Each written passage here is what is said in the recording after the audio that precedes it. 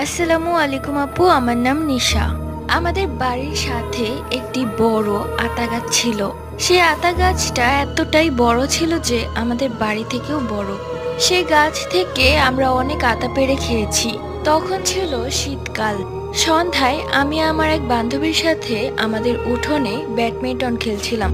হঠাৎ করেই আমার চোখ যায় সেই আতা গাছের দিকে। দেখলাম কালো একটি ছায়া একবার সেই আতা গাছে উঠছে, আবার নামছে। আমি বিষয়টা তেমন একটা পাত্তা দিলাম না, ভাবলাম হয়তো ব্যাডমিন্টন খেলার ফলে চোখে ভুল দেখছি। কিছুক্ষণ পর আমার বান্ধবী আমাকে বলল, হ্যাঁ রে নিশা, তোদের আতা গাছে ওটা কিসের ছায়া? অনেকক্ষণ যাবৎ দেখছি ওঠানামা করছে। এইবার বিষয়টাতে আমি গুরুত্ব দেই, কেননা সে ছায়াটাকে আমিও দেখেছি। তো আমিও দেখলাম ছায়াটা আসলে ওঠানামা করছে। এরপর কোনো কথা না বলে আমরা দুজন ঘরের ভিতর চলে যাই। আসলে সেই গাছে একটি জিন থাকতো।